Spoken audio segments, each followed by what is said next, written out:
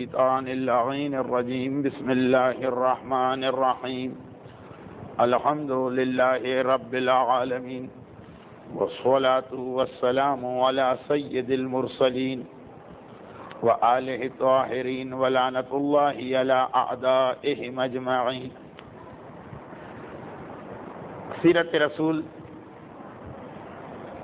موجودہ سال کی چوتھی تقریر اور مجموعی اعتبار سے تقریر نمبر 193 193.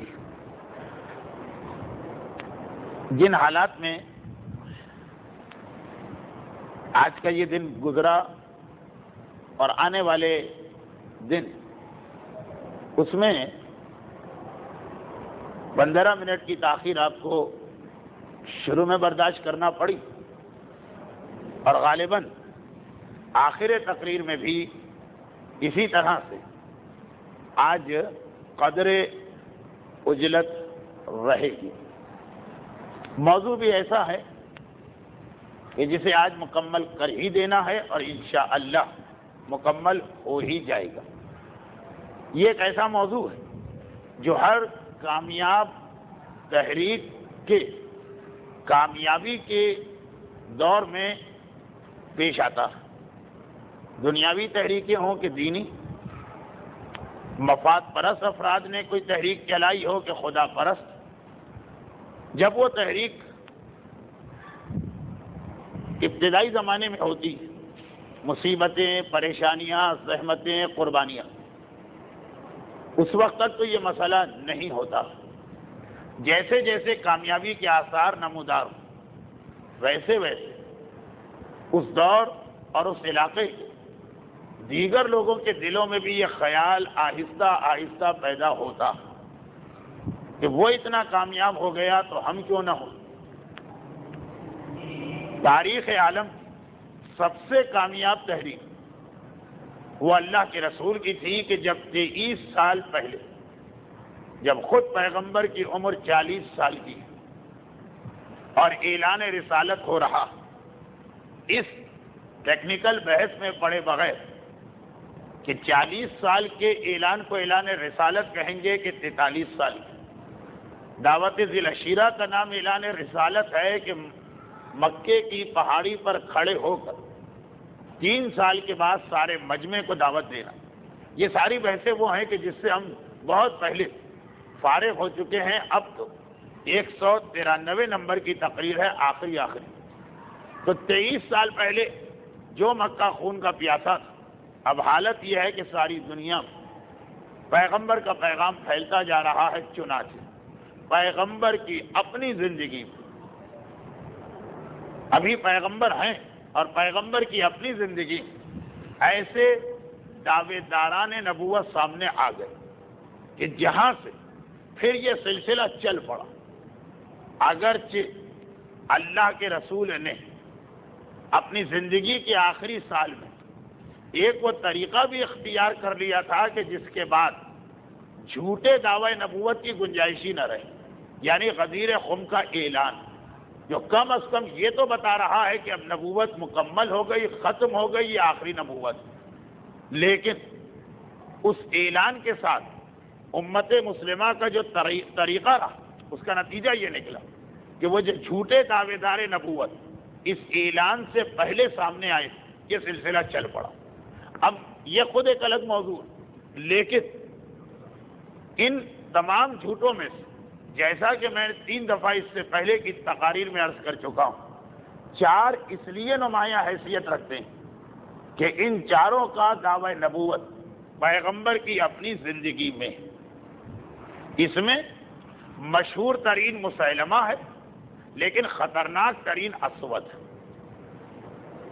اور اسود کو میں نے خطرناک کیوں کہا، اس کی وضاحت گزشتہ تقاریر میں ہو چکی اور کم و بیش مجھے وہی مجمع نظر آ رہا. تو ایک ہی چیز کی بار بار تکرار کی گنجائش نہیں. خلاصہ یہ کہ 4 مہینے خالی اس کا زمانہ رہا اور اس 4 مہینے میں اس نے ہلا پھینکا مسلمانوں. اتنے بڑے علاقے پہ اس کا قبضہ بھی ہو گیا کہ آج بھی اگر ہم نقشے میں وہ علاقہ دیکھتے ہیں کہ عدن کے شہر سے لے کر بحرین کے علاقے تک تو اندازہ ہوتا ہے کہ تقریباً آدھا عرب اس کی بات مان رہا، اور فقط 7 آدمیوں کے ساتھ بازان کے دارالخلافہ پہ حملہ کرنے والا 4 مہینے کے اندر اتنی بڑی کامیابی حاصل کر لے۔ لیکن پھر وہی بات کہ اس کی یہ ساری کامیابی بس اس مثلا بجلی کی کڑک کی طرح تھی کہ گونجی اور ختم ہو گئی۔ مسلمہ سنجیدہ تھا، یہ وقتی جوش سے فائدہ اٹھا گئے۔ بہرحال دونوں اپنی جگہ خطرناک رہے۔ اسود کے ساتھ ایک خوبی یہ ہوئی کہ اسے وہ علاقہ ملا جہاں پر اللہ کے رسول خود براہ راست نہیں پہنچے تھے، لیکن ان کا پیغام پہنچ گیا تھا، لیکن وہ بھی فتح مکہ کے بعد۔ تو ابھی عقیدہ اتنا مضبوط نہیں تھا۔ ایک لفظ استعمال ہوتا ہے اردو میں ضعیف الاعتقادی، جو ہماری عورتوں ایسی چیزوں پہ یقین کروا لیتی کہ جسے صراحتاً شعبدہ بازی کہا جائے، ہماری عورتوں کے ہاں وہ معجزہ بن جاتا۔ ایسے واقعات آج کل زیادہ ہو رہے ہیں۔ اس کثرت کے ساتھ معجزات خود نبی اور امام نے اس وقت نہیں دکھائے جس میں ہر معجزے کا مطلب ہوتا کہ 1000-2000 آدمی دائرہ اسلام میں آ جائے۔ جس کثرت کے ساتھ آج کل معجزات ہو رہے ہیں، لیکن یہ ایک الگ موضوع ہے۔ معجزے، کرامت اور شعبدہ، ان تینوں کا فرق، اور اگرچہ ان تینوں کا فرق مختصراً گزشتہ تقریر میں آ چکا اور آج بھی تفصیل کے ساتھ نہیں آئے گا، لیکن صرف ایک جملہ کافی کہ یہی وجہ کہ اسلام میں حد سے زیادہ زور دیا گیا کہ اپنے عقیدے کی بنیاد علم اور عقل پہ رکھو۔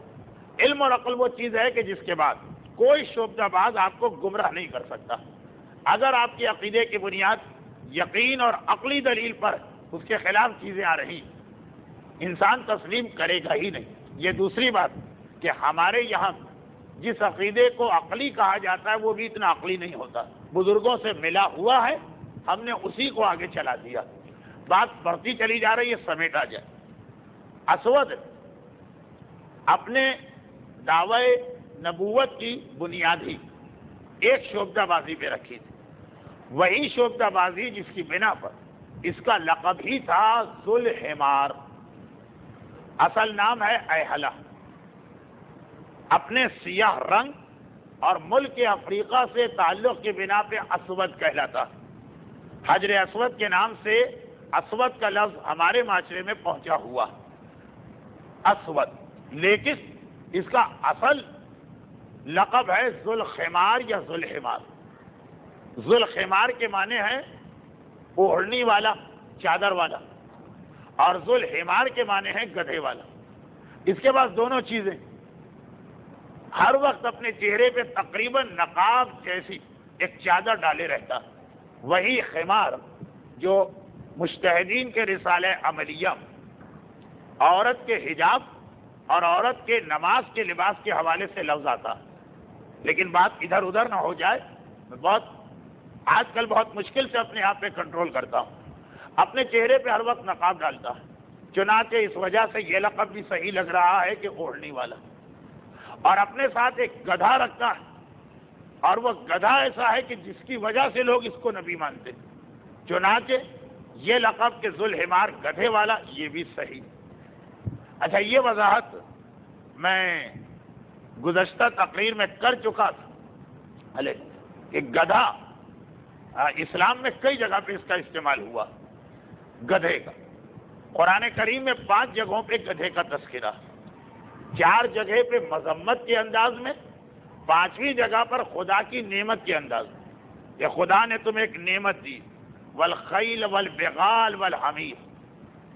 سورہ نحل کی غالباً 16ویں آیت کہ اللہ نے تمہارے لیے گھوڑے، خچر اور گدھے پیدا کیے، لترکبوہا، تاکہ تم ان پہ سواری کرو۔ البتہ ہمارے ہندوستانی پاکستانی معاشرے میں گدھے کی سواری شاید اللہ کی نعمت نہ سمجھی جائے، ایک عذاب سمجھا جائے، لیکن اس ایک آیت کے علاوہ 4 جگہ قرآن میں گدھے کا تذکرہ ہے، چاروں جگہ مذمت کے انداز۔ ایک، جب وہ مزاج بن جاتا کہ آدمی حق کی اور ہدایت کی بات بھی سننے سے گھبراتا. ارے فلاں جگہ جا کے کیا کرو گے سوائے نماز روزے کے اور کیا رکھا؟ ارے فلاں صاحب کی تقریر میں جا کے کیا کرو گے سوائے عذاب اور قبر اور اس کے علاوہ کیا رکھا؟ ایک منزل آتی کہ جہاں حق کی بات اور ہدایت کی بات بھی آدمی کو بوجھ لگنے لگتی. قرآن نے وہاں پہ یہ لفظ استعمال کیا. میں اس سال کی تقاریر شروع میں عرض کر چکا ہوں کہ واقعات کے ساتھ ساتھ جہاں مجھے موقع ملے گا بہرحال کچھ ایسی گزارشات بھی کر دوں گا جو بعض لوگوں کے خیال میں گزشتہ 4-5 سال سے جب ایام اعظم آپ کے علاقے میں مجلسیں پڑھنے کا سلسلہ ختم ہو گیا، اکثر رمضان میں بھی تقریریں ناغہ ہو جاتی، تو یہ چیزیں بھی تھوڑی تھوڑی آ جائیں. کأنہم حمر مستنفرہ فرۃ عن قصورہ. کأنہم حمر، عربی میں حمر کے معنی گدھا. قرآن نے کہا پہلے 4 چیزوں کا تذکرہ کیا: نماز، مسکین کا حق اور گناہوں سے اپنے آپ کو بچانا اور آخرت کے اوپر یقین رکھنا. اور کہا کہ ان لوگوں کی حالت ایسی ہے جیسے یہ بھاگتے ہوئے گدھے جو کسی شیر کو دیکھ کے بھاگنے لگے. یہ مثال قرآن کہ شیر کو دیکھ کر جس طرح سے گدھا بھاگا کرتا ان صاحبان ایمان کے لیے دی جو حق، ہدایت، نصیحت اور اپنے فائدے کی بات سن کر اس طرح سے کان بند کر لیتے ہیں کہ خدا کے خیال میں تو بھاگتے ہوئے گدھے. خدا کا خیال تو میں نے غلط کہا، قرآن کی مثال میں یہ بھاگتے ہوئے گدھے. ایک جگہ گدھا اس انداز میں آیا، دوسری جگہ گدھا حضرت لقمان کی نصیحت کہ بیٹا وغضض من صوتک، آواز دھیمی رکھو، نیچی رکھو. ان انکر الاصوات صوت الحمیر، بدترین آواز گدھے کی آواز ہوتی آواز کے اعتبار. تیسری جگہ یہ گدھا علماء کے لیے آیا.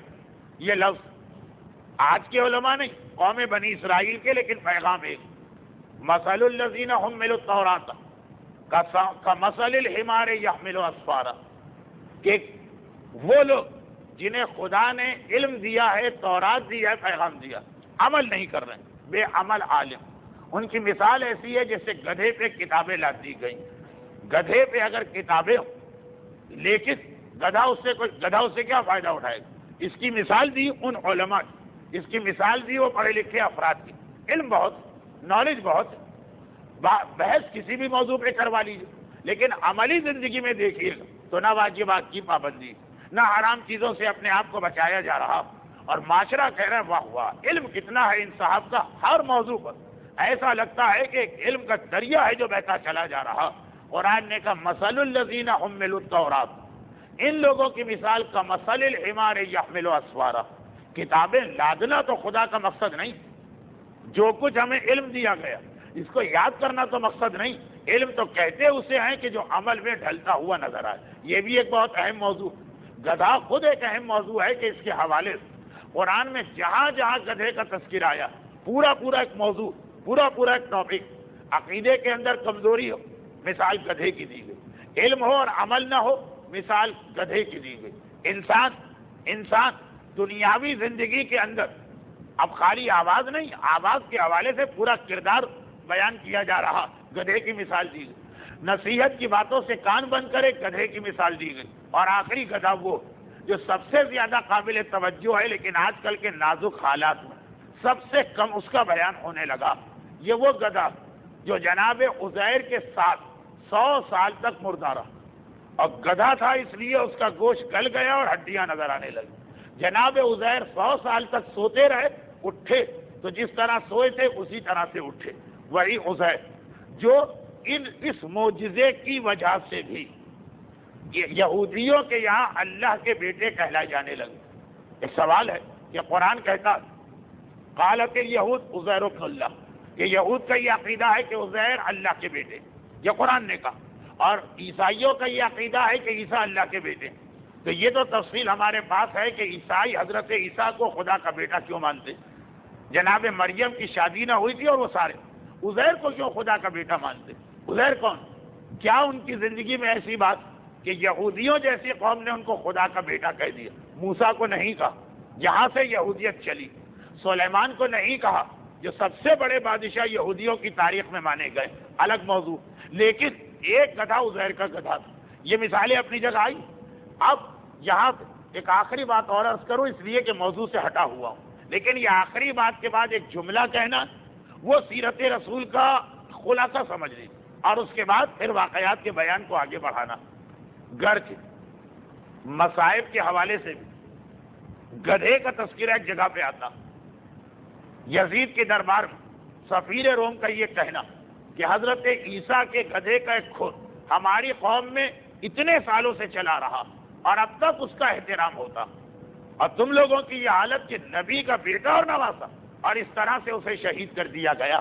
لیکن وہ مصائب کا فقرہ اپنی جگہ بالکل، کہ جن قوموں ذرا بھی محبت ہوتی ہے نبی کی اولاد تو چھوڑے، نبی کا جانور، اور جانور تو چھوڑے جانور کا ناخن، وہ تک قابل احترام ہے 500 سال بعد، بلکہ اس سے بھی زیادہ۔ کربلا کے واقعے کو تو حضرت عیسیٰ کے بعد 600 سال گزرے، اور تمہاری حالت یہ کہ ابھی 50 سال گزرے تمہارے نبی کی سواری کا جانور نہیں، نبی کی اپنی اولاد جس کی رگوں میں خون وہی ہے کہ جو نبی کا خون۔ ایک یہ تذکرہ آیا، اور پھر یہاں پر ایک وہ جملہ میرے ذہن میں آ گیا کہ محقق اول خواجہ نصیر الدین طوسی اتنے دقیق، اتنے بڑے عالم، اتنے عظیم فلسفی، عالم اسلام کے اتنے بڑے حیاتدان نصیر الدین طوسی، جن کے بارے میں ایک جملہ کہا جاتا کہ ساری تاریخ تشیع شیعت کو اتنا زیادہ کسی نے نہیں پھیلایا جتنا نصیر الدین طوسی نے۔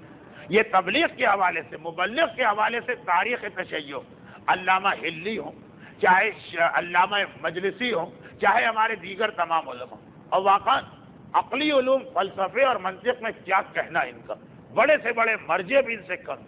نصیر الدین طوسی کا وہ ایک مشہور جملہ کہ ساری زندگی کبھی کسی مناظرے اور مباحثے اور علمی بحث مجھے شکست نہ ہوئی، سوائے 2 جگہوں سے۔ ایک دیہاتی جاہل مطلق جو الف بے بھی نہیں جانتا اس سے، اور ایک اس چکی والے کے گدھے سے۔ نصیر الدین طوسی کی شخصیت بڑی قابل احترام اور بڑی قابل توجہ شخصیت، قابل توجہ اس لیے کہ جتنا بھی ممکن ہو سکتا تھا ان کے زمانے میں تشیع پہ ظلم کیا جا رہا تھا، اور کتنی حکمت کے ساتھ نہ صرف یہ کہ انہوں نے تشیع کو بچایا بلکہ اتنا پھیلایا کہ ابھی آپ نے جملہ سنا کہ پوری 1200 سالہ غیبت صغرا، غیبت کبریٰ کی تاریخ تبلیغ کے حوالے سے ان جیسا کوئی عالم نہیں، اور اگر ہیں تو پھر وہ محقق ثانی عبدالعالی کرکی، لیکن وہ بھی بہرحال ایک درجے ان کے بعد آتے ہیں، اور وہ کہتے ہیں نصیر الدین طوسی کہ 2 ہی مرتبہ مجھے شکست ہوئی۔ ایک وہ دیہاتی سے، جس دیہاتی کے واقعے سے بھی ہماری فقہ میں ایک مسئلہ آیا۔ نصیر الدین طوسی عقل اور فلسفہ، عقلی علوم اور فلسفے کے بڑے ماہر، چنانچہ ان کا فتویٰ کہ ہر مسلمان مرد اور عورت کو اصول دین پر یقین رکھنا چاہیے دلیل سے، کیونکہ بغیر دلیل کے یقین ذرا سا شیکی سا رہے گا، جو آج کی تقریر کا شروع کا جملہ تھا۔ چنانچہ اکثر جب کبھی یہ سفر میں جاتے تھے ہر آدمی کو چیک کرتے تھے کہ اس کا اصول دین صحیح ہے کہ نہیں، ہر ایک سے پوچھتے تھے اللہ کو مانتے ہو کہ نہیں، اور اگر مانتے ہو تو دلیل کیا ہے تمہاری، اور اگر وہ کہے کوئی دلیل نہیں تو کہتے تھے کہ اگر کوئی کافر تم سے آ کے کہ اللہ نہیں ہے تو تم اسے کیسے جواب دو۔ تو وہ دہقان کا واقعہ جسے تفصیل سے بیان کرنے کا موقع نہیں، یہ نصیر الدین طوسی کے حالات نہیں، اصول دین کی عقلی دلیل کی فضیلت بیان نہیں ہو رہی، لیکن خلاصہ یہی کہ پورے راستے میں ایک دہقان ملا، جاہل بدو، بالکل الف کے نام لٹ بھی نہیں جانتا، اور اس سے جب انہوں نے اس طرح کا سوال کیا تو ایک بار اس نے اپنی کدال اٹھائی اور کہا کہ اگر کسی کافر نے پوچھا کہ اللہ نہیں ہے تو نصیر الدین طوسی نے سوال کیا نا کہ تم کیسے ثابت کرو گے، کدال اٹھا کے دکھایا کہ ایسا اس کے سر پہ ماروں گا کہ سوال کرنے والا ہی مر جائے گا۔ تب انہوں نے اپنا فتویٰ بدلا اور کہا کہ اصول دین دلیل لازم تو ہے، لیکن اگر کوئی بغیر دلیل کے بھی یقین رکھے تو وہ بالکل پکا مسلمان اور پکا مومن۔ یہی فتویٰ جو آغا خوئی کا بھی ہے، وہی فتویٰ جو امام خمینی کا بھی ہے، وہی فتویٰ جو آغا سیستانی کا بھی ہے۔ یہ جملہ میں نے اس لیے کہا کہ آغا خوئی کی کتاب پڑھنے سے بعض لوگوں کو یہ شک ہوتا کہ ان کے خیال میں تو دلیل واجب، لیکن نظریہ یہی۔ اور دوسرا مسئلہ ان کا تھا گدھا، ان کا گدھا نہیں، چکی والے کا گدھا۔ سفر کے دوران ایک مرتبہ کسی گاؤں میں قیام کیا، چکی والے کے گھر میں ٹھہرے، یہ وہ منظر ہے جو خاص طور پر عراق اور ایران میں بہت نظر آتا تھا۔ ابھی رات شروع ہوئی، گرمی، اپنا بستر بچھایا باہر، جیسے کل کی رات آپ میں سے اکثر شاید اسی کیفیت سے گزرے ہوں گے، بستر بچھایا باہر تاکہ ٹھنڈی ہوا کھائیں۔ ابھی 2-3 گھنٹے اس پہ لیٹے، ایک دم سے چکی والا آتا اور کہتا اٹھیے، بستر بھی اٹھائیے اور اندر چلیے۔ گھبرا کے کہا اندر کیوں جاؤں، یہاں تو مزہ آ رہا۔ کہا کہ نہیں، سخت طوفان آنے والا، بڑی سخت بارش ہونے والی، اور پھر اس وقت زحمت ہو جائے گی، آئیے ہم لوگ پہلے ہی سے ہی چکی کے اندر جا کے، جو بڑے بڑے کمرے ہوتے ہیں چکی کے، وہاں آرام کریں۔ نصیر الدین طوسی فقط مجتہد نہیں، علم حیات کے ساری تاریخ اسلام کے سب سے بڑے عالم، سب سے بڑے کا لفظ میں نے سوچ سمجھ کے کہا، یہ بے اختیار میری زبان پہ نہیں آیا، پوری تاریخ اسلام علم حیات کا ان سے بڑا ماہر کوئی نہیں گزرا، نہ ان کے زمانے میں نہ آج تک۔ ایک بار پھر کاغذ و قلم اٹھایا، اس لیے کہ ہر رات سونے سے پہلے ستاروں کا حساب لگا کے دیکھتے تھے کہ آج رات کے واقعات کیا، 24 گھنٹے۔ ایک بار آج رات بھی چیک کر چکے، اس کے کہنے پہ دوبارہ کاغذ و قلم اٹھائے، دور دور تک کوئی آثار کسی بارش اور طوفان کے نہیں۔ ایک بار کہا کہ جاؤ بھائی، اپنا وقت کیوں ضائع کرتے ہو، اتنے سال میں نے اس علم کے حاصل کرنے میں لگائے، کوئی سوال پیدا نہیں ہوتا ہے کہ بارش۔ اس نے کہا میرا فرض آپ کو آگاہ کرنا تھا۔ اطمینان سے آ کے بستر پہ لیٹ، اور ابھی کچی نیند میں ہی تھے کہ ایک دم وہ کڑک اور چمک اور بجلی کی کڑک اور بادلوں کی گرج، ایسا سخت طوفان آیا کہ واقعاً بستر اٹھا کے چکی میں آنا مشکل ہو گیا۔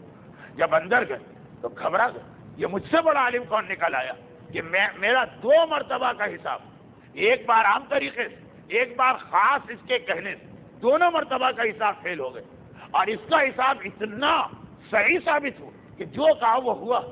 یہ تو مجھ سے بھی بڑا کوئی عالم، علامہ ہلی ان کے شاگرد، اور محقق ہلی علامہ کے ماموں، ان کے بچپنے کے دوست، اور بھی اس زمانے کے کئی علماء، ان کی جب امام زمانہ سے ملاقات ہوئی تو اسی انداز سے ہوئی کہ بالکل ایک عام آدمی کی شکل میں امام کوئی ایسی بات کہی کہ یہ بڑے بڑے علماء بھی سمجھ گئے کہ یہ تو ہم سے بھی بڑا کوئی عالم، تو گھبرا کے پوچھتے تھے کہ آپ کون، کہ آج تک نہ ہم نے آپ کو دیکھا نہ آپ کا نام سنا، اور اتنا علم کہ ہم اپنے آپ کو بچہ محسوس کر رہے ہیں۔ تب پتہ چلتا تھا کہ وہ امام ہیں جو روایتیں آپ 15 شعبان کے اطراف محفلوں اور مجلسوں میں سنتے ہیں۔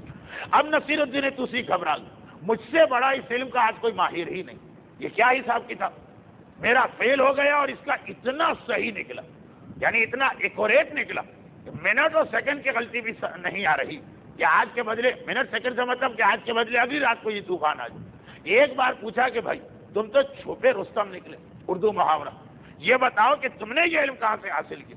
کہا کون سا علم، میں تو جانتا بھی نہیں، الف ابجد بھی اس کی نہیں جانتا ہوں۔ تو کہا پھر اتنے یقین کے ساتھ تم نے کیسے کہا کہ پہلی مرتبہ مجھے آ کے بیدار کر کے لے کے گئے، اتنے بڑے عالم کو زحمت دینا بھی آسان بات نہیں۔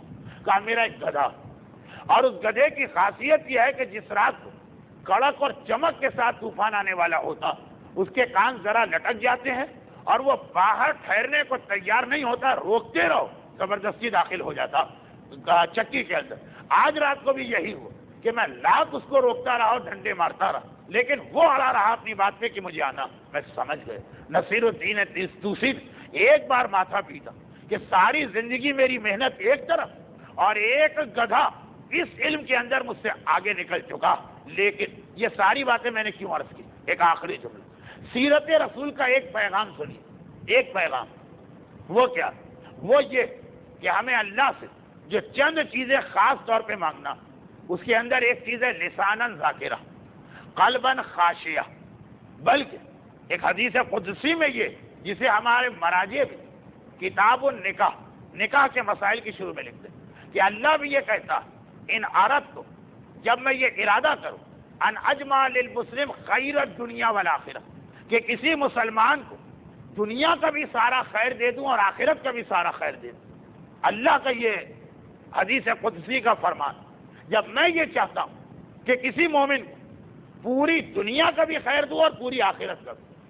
عام طور پہ جن کو دنیا ملتی ہے وہ آخرت سے محروم رہتے ہیں، اور جنہیں آخرت ملتی ہے دنیا میں بہرحال انہیں کچھ چیزیں چھوڑنا پڑتی، کچھ قربانیاں دینا پڑتی، لیکن پروردگار کا ارشاد، اگرچہ قرآن نہیں حدیث قدسی، مگر تمام مراجع نے تقریباً اس کو اپنی کتابوں میں لکھا تو میں کیا کرتا ہوں؟ اسے چند تحفے دیتا ہوں، جن میں سے ایک ہے لساناً ذاکرہ، اس کی زبان ایسی ہے جو میرا ذکر کرتی، قلباً خاشعہ، اس کا دل ایسا ہوتا ہے جو مجھ سے ڈرتا۔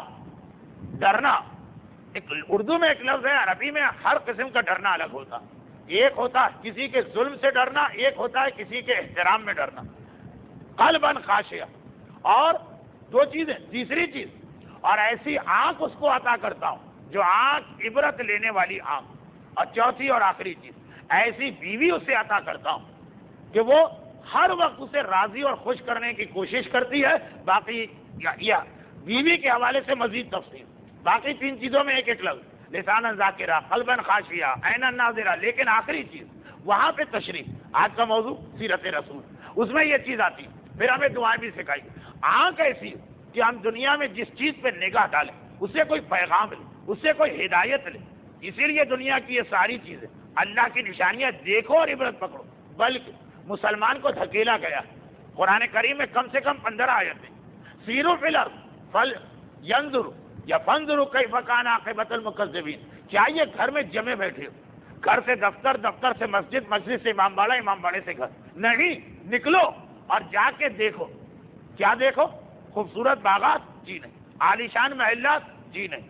اللہ کی دیگر پیدا کی ہوئی مخلوقات؟ جی نہیں۔ کیا دیکھو؟ یہ دیکھو کہ جھٹلانے والوں کا انجام کتنا برا ہوا۔ اس لیے کہ دنیا میں قدم قدم پہ عبرت کی چیز، اس میں ایک پیغام یہ بھی ہے۔ آپ کو یاد ہوگا 4 سال پہلے جنگ تبوک، مولا نوشیروان کے اس محل میں گئے جہاں آج بھی عراق کی زیارت کرنے والے چکر لگا کے آتے ہیں۔ اب وہ محل تو نہ رہا، اس کی دیوار کا فقط ایک ٹکڑا رہ گیا، جناب سلمان فارسی کے شہر مدائن پاک کے اندر۔ مولا جب وہاں گئے تو روایت یہی تو ہے نا کہ دیکھتے جا رہے تھے، عبرت و نصیحت کی باتیں بیان کرتے جا رہے تھے اور قرآن کی آیتیں پڑھ رہے تھے۔ کہاں گئے وہ لوگ جو عالیشان محلات بناتے تھے؟ اب یہ ہمیں ایک عام پیغام دیا گیا کہ جب کسی چیز پہ نگاہ ڈالو اس سے کوئی ہدایت کا پیغام لو، اس سے کوئی نصیحت کی بات لو، بلکہ ہماری سمجھ میں آ جائے کہ ہماری آنکھ کیسی ہونی چاہیے۔ باقاعدہ کہیں کہیں ہمیں روک کے طریقہ بتایا گیا۔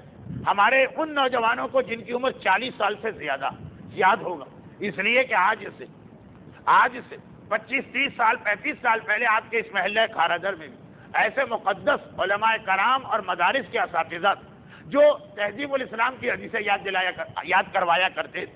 حدیثیں تو بہت، لیکن وہ حدیثیں جو ہمارے کام آتی، اس میں حدیث آتی ہے کوے کو دیکھو، دیکھتے ہی رہتے ہیں دن بھر رات بھر، لیکن اس طرح مت دیکھو جس طرح ایک کافر دیکھے۔ مومن کی آنکھ سے دیکھو، مومن کی آنکھ سے دیکھے تو کوہ کیا ہو جائے گا؟ سفید ہو جائے گا، خوبصورت ہو جائے گا، کیا ہوگا؟ کہا نہیں، کوے سے بھی تمہیں درس ہدایت ملے گا۔ 3 چیزیں کوے سے سیکھو۔ ایک حدیث، یہ حدیثیں نہیں پڑھ رہا ہوں ورنہ تو آج کی تقریر سیرت رسول نہیں لگے گی۔ کہا کتے کو دیکھو، دیکھتے ہیں اور دیکھ کے بھاگ جاتے ہیں کتے کو، کتے کو دیکھتے ہیں نفرت و کراہیت آتی ہے۔ کہا نہیں، کتے کو دیکھو، 10 چیزیں کتے سے سیکھو۔ مومن باعمل مومن، محب اہل بیت مومن، یعنی جس سے زیادہ پاک و پاکیزہ کوئی مخلوق اللہ نے پیدا نہیں کی۔ اس سے کہا گیا کہ نجس ترین مخلوق کتا اور سور، کتے کو دیکھو اور 10 نصیحتیں اس سے بھی لے لو۔ اسی طرح گدھے کی بات آ گئی، گدھے کو دیکھو اور اس سے بھی کچھ پیغام۔ یہ ہمیں ٹریننگ دی گئی باقاعدہ معصوم کے جملے۔ کتے کو دیکھو 10 باتیں سیکھو، کوے کو دیکھو 3 باتیں سیکھو، اور مرغے کو دیکھو فلاں بات سیکھو، کبوتر کو دیکھو فلاں بات سیکھو۔ یہ ساری چیزیں سوائے کتے والی حدیث تھی، غالباً تہذیب الاسلام کے اردو ترجمے میں بھی موجود۔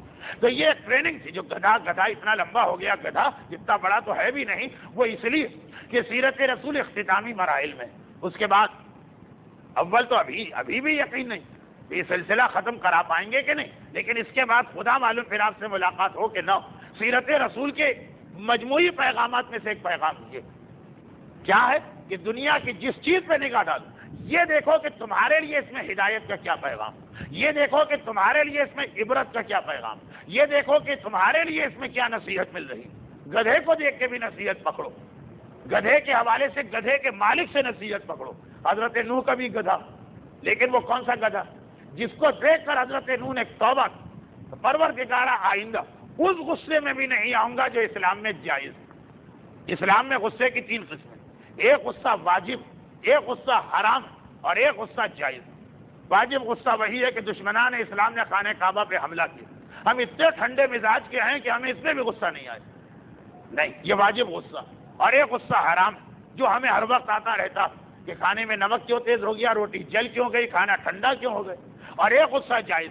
حضرت نوح نے ایک مرتبہ جو خدا سے فریاد کی، پروردگارا یہ کیا ہوا، جب اپنی کشتی میں شیطان کو بیٹھے دیکھا اور کہا تو کشتی نوح میں کیسے آ گئے، یہاں تو بدون اجازت کوئی آ نہیں سکتا. کہا اجازت آپ نے دی، میں نے کون سی اجازت دی.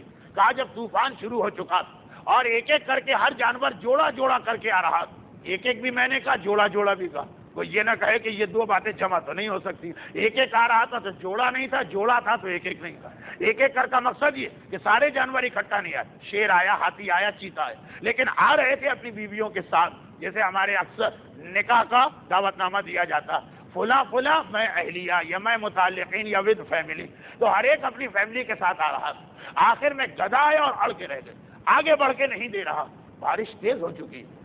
مسجد کوفہ میں آج بھی وہ تندور موجود جس سے نکلنے والا پانی بہت بلند ہو چکا اور گدھا آگے نہیں بڑھتا.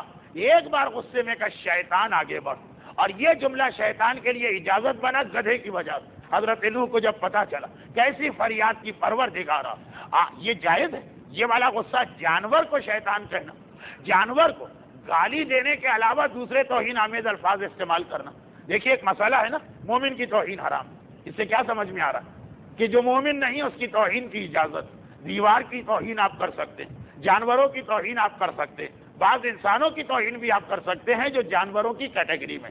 لیکن مسئلہ صرف یہ کہ قرآن نے ان میں سے ہر چیز، حدیث رسول نے ان میں سے ہر چیز، بلکہ پوری سیرت رسول نے ان میں سے ہر چیز کہا اس سے عبرت پکڑو، اس سے نصیحت پکڑو. خیر اس آدمی کا گدھا تو ایسا نہیں تھا. اس کا گدھا صرف یہ تھا کہ اس نے اپنے گدھے کو اتنا ٹرین کیا تھا کہ وہ اس کے اشاروں پہ رقص کیا کرتا تھا. چنانچہ جب کسی علاقے میں اس سے یہ سوال ہوتا کہ ہم آپ کو نبی کیسے مانیں، کیا چیز آپ کے پاس ہے جس سے ہم نبی مانیں، کوئی معجزات، کوئی پیغام، تو اشارہ کرتا تھا یہ گدھا. دیکھو گدھا کبھی یہ چیزیں نہیں سیکھ سکتا ہے. پروردگار مجھے میرا معجزہ اس گدھے کو قرار دیا، اور وہ معجزہ یہی کہ گدھے سے کہے سجدہ کرو، سجدہ کرو، تو گدھا واقعا سجدہ کرتا، باقاعدہ اپنی پیشانی زمین پر رکھتا.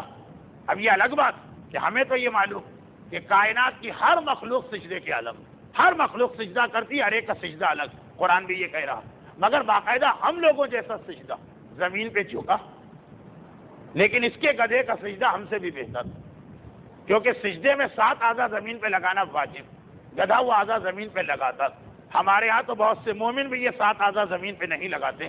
مسجدوں میں تو یہ منظر نظر آ جاتا کہ سجدہ کر رہے ہیں اور انگوٹھا اس حالت میں نہیں ہے کہ جو سجدے کی شرط، سجدہ کر رہے ہیں اور گھٹنے اس حالت میں نہیں ہے جو سجدے کی شرط. خاص طور پر نافلہ نماز عشاء میں تو بہت سے لوگوں کو غلطی کرتے دیکھا، جس طرح بیٹھے ہیں اسی طرح جھک گئے. خیر یہ مسائل کچھ زیادہ نہ ہو جائیں، آج کچھ تقریر بھی تو ہونا چاہیے. ابھی آپ اور ہم رکے ہوئے. گدھا پورا سجدہ کرتا، جیسا سجدہ مومن نہیں کرتا ہے ویسا سجدہ یہ گدھا کر رہا. اس کے بعد اشارہ کرتا، گدھا باقاعدہ اس طرح بیٹھتا کہ جیسے ہم اور آپ پالتی مار کے بیٹھتے، اور اشارہ کرتا ہے گدھا باقاعدہ کھڑا ہو جاتا ہے کہ جس طرح ہم اور آپ کھڑے ہو جاتے. لیکن ہمارے اور آپ کے خیال میں یہ شعبدہ، ہمارے اور آپ کے خیال میں جانور کی ٹریننگ، عرب کے اس مزاج میں جہاں اسلام پہنچ گیا، لیکن اب تک یہ وہ علاقے ہیں جہاں رسول نہیں آئے، اب تک ان کا پرانا جو مذہب اس کے اثرات بھی، بلکہ بعض حدیثوں میں بھی یہ جملہ انشاءاللہ آئندہ منگل جس موضوع پہ ہم جا رہے ہیں، یہ حدیث اس میں آئی کہ جب پیغمبر حج کے لیے مکہ گئے تو خانہ کعبہ کو دیکھا. یہ خانہ کعبہ جو آج کل ہے ویسا تو نہیں ہے جیسا حضرت ابراہیم نے بنایا تھا. بعد میں قریش نے اس میں تبدیلیاں تو کر لی. تو پیغمبر کا یہ فرمان کہ اگر قریش نئے نئے اسلام لائے ہوئے نہ ہوتے تو میں اس خانہ کعبہ کو توڑتا، لہدمت، میں اسے توڑتا، وجعلت لها بابین، اور اسی طرح اس کے 2 دروازے بناتا جیسے میرے دادا ابراہیم نے بنائے. لیکن چون ابھی یہ نئے نئے مسلمان ہوئے، ابھی ان کے پاس وہ سمجھ نہیں، خانہ کعبہ کو ایک انگلی بھی لگائی جائے گی تو شور مچا دیں گے کہ یہ کون ہے جو ہمارے بزرگوں کی اتنی قابل احترام عبادت گاہ میں تبدیلی کر رہا. انہیں یہ کون بتا کہ جو تمہارے اصلی بزرگ ہے ابراہیم و اسماعیل، ان کا خانہ کعبہ تھا ہی دوسرے انداز کا. وہ تو بزرگوں سے مراد دیں گے دادا اور پردادا. جیسے آج بھی کوئی مسئلہ شرعی بتائیے ہنگامہ ہو جاتا. یہ کون سا مسئلہ بتا دیں؟ آج تک ہمارے بزرگوں نے نہ کبھی بتایا، نہ کبھی سنا، نہ کبھی دیکھا۔ مجھے یاد کہ اسی کھارادر جب یہ مسئلہ بتایا جا رہا تھا کہ عید و بقرعید ہو یا شادی کا موقع، جو عورتیں نامحرم ہیں نامحرم، نہ ان کے سر پہ ہاتھ پھیرا جا سکتا ہے، نہ ان سے ہاتھ ملایا جا سکتا، تو پہلا ہنگامہ بھی یہی کہ ہم نے تو ہمیشہ یہی ہوتے دیکھا۔ ایک جملہ لوگ اپنی طرف سے ٹانگ دیتے، بڑے بڑے علماء ہماری قوم میں گزرے، کسی نے تو اس پر اعتراض نہیں کیا۔ ارے آپ کو کیا معلوم، جسے آج آپ بہت بڑا عالم سمجھ کے احترام کر رہے ہیں، جب وہ قوم کے بیچ میں تھا تو وہ اتنی ہی گالیاں کھا رہا اور اس کی اتنی ہی توہین کی جا رہی۔ وقت گزرنے سے بعض چیزیں آدمی بھول جاتا، کیوں میں یہ بات تو اور زیادہ تاریخ کی گہرائی میں جا کے کر رہا ہوں۔ علامہ ہلی اور ان کے بیٹے تک اتنا قوم نے ان کو پریشان کیا کہ ان کے بیٹے کے بارے میں تو کہا جاتا کہ قوم کو چھوڑ کے جنگل میں گئے، پتہ ہی نہیں چلا کہ پھر ان کا انتقال کس طرح ہوا۔ وہ فخر المحققین جو 9 سال میں مجتہد بن گئے، مگر قوم نے کام کہاں کرنے دیا۔ آج سب کا سر جھکتا، علامہ ہلی بہت بڑے، علامہ مجلسی بہت بڑے، لیکن یہ اتنی بات اس لیے آ گئی کہ یہ قوم کا مزاج، سیرت رسول چل رہی ہے، بظاہر آپ کو روکی نظر آ رہی لیکن چل رہی۔ تو اب ہم نے تو کبھی اس بات کو نہیں دیکھا، حتیٰ یہ کہ ایک مسئلہ آج ابھی تک پریشان کرتا، وہ یہ کہ آپ لوگوں کے ہاں تو الحمدللہ یہ بات ٹھیک ہو گئی، لیکن ابھی بھی ایسے مومنین قبر میں مردے کو دفن کرتے ہیں، قبلہ رخ نہیں لٹاتے، اسی انداز سے لٹاتے ہیں کہ وہ قبلے سے ہٹا ہوا، بالکل سیدھا اور چست۔ ذرا اعتراض کیا جائے پھر وہی ہنگامہ ہوتا۔ تو کیا ہمارے باپ غلط دفن ہوئے؟ کیا ہمارے دادا غلط دفن ہوئے؟ اگر آپ نے اس طرح دفن کیا یقیناً وہ غلط دفن ہوئے۔ وہ سمجھتا ہے یہ دادا کی توہین ہے، دادا کی نہیں، یہ تمہاری توہین۔ مرنے والے کی تجہیز و تکفین میں کوئی غلطی نکلا تو مرنے والے کا اس میں کیا قصور، اس کی کیا توہین؟ لیکن آستینے پلٹ کے لڑنے مرنے کو تیار ہوتے ہیں۔ کون ہے ہمارے دادا کو برا کہنے والا؟ ہم بھی دادا گیری سے کام لیں گے۔ مسئلہ ابھی تک یہ مسئلہ چل رہا، اور ہر چیز وہی مرغے کی ایک کام کہ جب کوئی ان کے پاس دلیل نہ بچے تو کہا کہ بڑے بڑے علماء ہمارے دادا کے دفن میں آئے تھے، ان میں سے تو کسی نے اعتراض نہیں کیا۔ اور بات چلتی کہ ہمارے بزرگ، بھائی اصلی بزرگ سادات کرام کے ہیں، ائمہ طاہرین، ان کو دیکھو، ان کے اور اپنے درمیان کے جو بزرگ وہ تو غلطی کر سکتے۔ اب یہی مسئلہ قریش کا، ضعیف الاعتقادی کی یہ حالت کہ پیغمبر بھی فرما رہے ہیں ابھی خانہ کعبہ کے معاملے میں ان کو چھیڑنا مناسب نہیں۔ ذہن میں رکھیے گا، بعض اوقات ہمارے بعض مراجع، بعض مجتہدین، بعض علماء، ان کا یہ طریقہ کار رہتا کہ ایک چیز غلط ہو رہی لیکن موقع ایسا نہیں ہے کہ اس غلطی کو چھیڑا جائے۔ پیغمبر تک یہ ارشاد فرما رہے، شیعہ اور سنی دونوں کے درمیان یہ حدیث، البتہ اس حدیث کا زیادہ مزہ آپ کو اگلے منگل سے آنا شروع ہوگا جب پیغمبر کا آخری حج بیان ہوگا، اور اس کے حوالے سے کچھ خانہ کعبہ، کچھ حجر اسود، کچھ مقام ابراہیم، کچھ حضرت ابراہیم کا بنایا ہوا کعبہ۔ لیکن یہ چیز جو ان قریش کے اندر ہے جو مکے میں رہتے ہیں، جنہوں نے پیغمبر کو دیکھا ہے، پیغمبر کی ساری زندگی ان کے سامنے گزری، ان تک کی یہ حالت کہ بزرگوں کے کسی مسئلے کو آسانی سے غلط ماننے کو تیار نہیں۔ یمن میں یہ مسئلہ ضعیف الاعتقادی، چنانچہ وہاں پر جس وقت یہ ایسا گدھا لے کے پہنچا اور اس گدھے کو معجزہ بنایا، یعنی ہمیں تو ان لوگوں کے گدھے پن پر ہنسی آ رہی ہے جو گدھے کو دیکھ کر گدھے والے کی نبوت کو مان رہے ہیں، لیکن آج 1400 سال گزرنے کے بعد جس پر ہم ہنس رہے ہیں، اس وقت اتنا بڑا مسئلہ کہ پیغمبر تک پریشان، اور اپنی وفات سے پہلے جو آخری خوشخبری امت کو دی وہ یہی، فاض الفیروز، کل فیروز کامیاب ہوا۔ کس چیز میں؟ اسود کو مارنے میں۔ اور اسود کا واقعہ کیا؟ یمن کا علاقہ، اس کی ساری تاریخ آ چکی ہے، گھبرائیے نہیں، یہ گزشتہ منگل کی تقریر دوبارہ دہرا نہیں۔ یمن کا علاقہ اہم علاقہ بھی ہے، بڑا علاقہ بھی، اتنا بڑا علاقہ، آپ سنیے یہ جملہ، اتنا بڑا علاقہ کہ جب یمن کا گورنر کا انتقال ہوا بازان، جس کی پوری تفصیل داری کا مسئلہ اور اس کا کسرا بادشاہ کا رشتہ دار ہونے سب آ چکا، تو اس کے علاقے پیغمبر نے 11 بڑے بڑے حصوں میں تقسیم کیا۔ اتنا بڑا یمن کا علاقہ تھا کہ جب اس کے حصے کیے گئے تو 11 اتنے بڑے بڑے حصے آئے کہ ان میں سے ہر ایک صوبے کے برابر۔ ایک جملہ اور عرض کر دوں، یہ جملہ شاید اتنا آپ کی سمجھ میں نہیں آئے، مگر نہ اس کو سمجھانے کا وقت ہے نہ ضرورت کیوں نہیں ہے، کیونکہ گزشتہ سال کی تقاریر میں اشارہ گزر چکا۔ وہ یہ کہ اسود کا فتنہ جس وقت شروع ہوا اس وقت مولا یمن میں موجود تھے، اتنا بڑا یمن کا علاقہ کہ مولا بھی موجود، یمن میں مولا کی موجودگی میں اسود کا فتنہ شروع ہوا۔ کیوں؟ یعنی مولا کی موجودگی، پچھلے سال یہ بیان آیا کہ 6 مہینے کے لیے علی یمن کا گورنر بنا کے بھیجا گئے، اور وہ 6 مہینے ذی الحجہ میں پورے ہو رہے ہیں، کیونکہ وہیں سے مولا سیدھے مکے آئے تھے اور پیغمبر کو حج کے قافلے میں جوائن کیا تھا، یہ شامل ہوئے تھے، اور اسود کا خطرہ شروع ہوا ذی القعدہ کے اوائل میں۔ مولا ہیں یمن، مگر اسود ان کے ہوتے ہوئے اپنا فتنہ شروع کر رہا۔ کیوں؟ اس لیے کہ اتنا بڑا علاقہ یمن کا کہ مولا ایک کونے میں، اسود دوسرے کونے میں۔ البتہ اسود البتہ میں نے غلط کہا، اسود ہی نے جب اپنی جھوٹی نبوت شروع تو ایک وہ واقعہ پیش آیا جو پچھلے سال تفصیل سے آ چکا۔ کون سا واقعہ؟ کہ یمن کے اتنا بڑا علاقہ، مولا ایک طرف، میں بتانا یہ چاہ رہا ہوں کہ کتنا بڑا علاقہ، اور مولا یمن کے حاکم، اور اسود اسی یمن کے دوسرے علاقے میں اپنی جھوٹی نبوت شروع کر چکا۔ چنانچہ اس وقت جو چند لوگ سمجھ گئے تھے، انہوں نے اسود کو قتل کرنے کا سوچا، مگر اسود طاقت حاصل کر چکا، اسے عام حالات میں قتل کرنا مشکل، تو انہوں نے ترکیب آزمائی، مسئلہ شرعی، ایک اس سے مسئلہ شرعی نکلا، جھوٹے دعوے دار نبوت کو دھوکہ دے کر اور فراڈ کر کے بھی مارا جا سکتا۔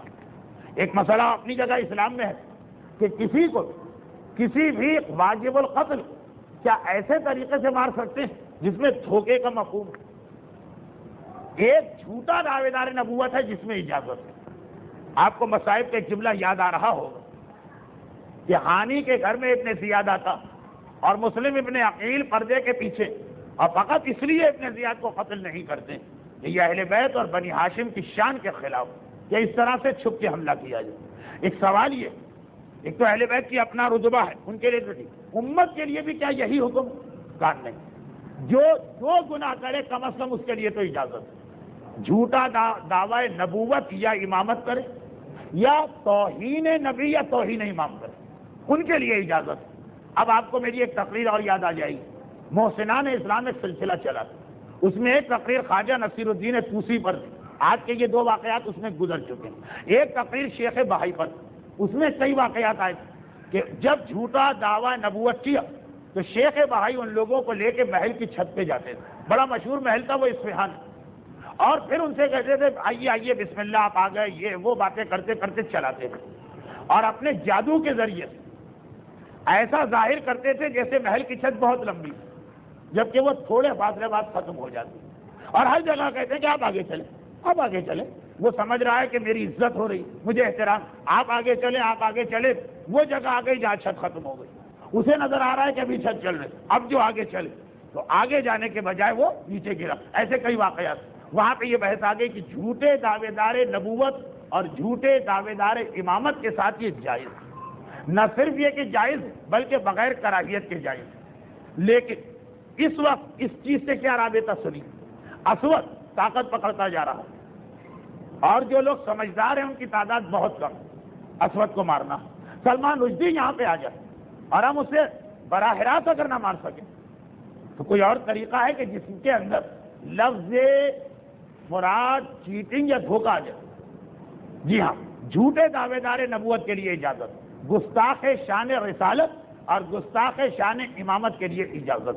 اب اسود مارنا، چنانچہ وہ واقعہ جو نہ صرف یہ کہ پچھلے سال آئے بلکہ یہ ان چند واقعات میں سے ایک جو ممبر سے بھی آپ بہت سنا کر دیں، وہ اسود کا واقعہ تھا۔ بعض علماء کے خیال کہ ان لوگوں نے جو سمجھدار اسود کو سامنے جا کے قتل نہیں کر سکتے، مارنا بھی چاہتے ہیں، جھوٹا دعوی نبوت کی، انہوں نے وہ گڑھا کھودا، ایک گڑھا راستے میں کھودا، پتا کہ اسود کل یہاں سے گزرنے والا ہے، انہوں نے اسود کے لیے گڑھا کھودا، اور اسود سے پہلے گڑھا کھود کے اس کو چھپا دیا جاتا، ایسا لگتا ہے کہ جیسے یہ بالکل عام زمین، گھاس بھی اگا دی جاتی ہے، گھاس پھوس بھی، وہ راستے کے اندر ایک طریقہ تھا پہلے کسی کو مارنے کا۔ اب اس لیے نہیں چلتا ہے کہ کراچی کے گٹرز نے ہم کو بہت ٹرین کر دیا، ہم اس طرح سے کبھی قدم بڑھاتے ہی نہیں، تو اس زمانے میں کام طریقہ تھا، اسود کو گزرنا تھا، اسود سے پہلے ایک شیر ٹہلتا ہوا آیا اور وہ اس میں گر گیا، وہ تو بہت ہلکی پھلکی لکڑیاں نا، جو بھی وزن آئے گا گر جائے، اور پھر جب شیر گر گیا تو ایک ہنگامہ ہو گیا، شیر شیر شیر دیکھنے کے لیے لوگ آ گئے، اور وہ گڑھے کے کنارے ایک آدمی کھڑا تھا، اس کا پیر پھسلا، وہ گرا تو اس نے اپنے سے پیچھے والے کو پکڑا، اور اس نے اپنے سے پیچھے، اور اس نے اپنے سے پیچھے، ایک کے بدلے 4 آدمی گر گئے۔ اب وہ پورا واقعہ پھر مولا تک کیس گیا کہ کس کو کتنا خون بہا ملے گا، تفصیل آ چکی۔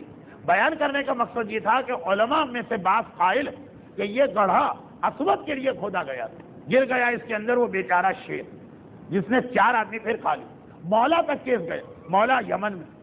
اس کو میں اس بات کی دلیل کے طور پہ پیش کر رہا ہوں کہ علی کے یمن میں ہوتے ہوئے اسود نے اپنا چکر شروع کر دیا۔ اچھا، یہ تقریباً وہی چیز، یہ تقریباً وہی چیز جو پہلے امام کی زندگی میں تھی، یہ وہی آخری امام کی زندگی میں آئی گی۔ ایک جملہ کہہ دوں، آگے بڑھ جاؤں اس لیے کہ اس ایک جملے کی تشریح پچھلے سال کے آخری درس جو 15 شعبان کو ہوا اس میں ہو چکی۔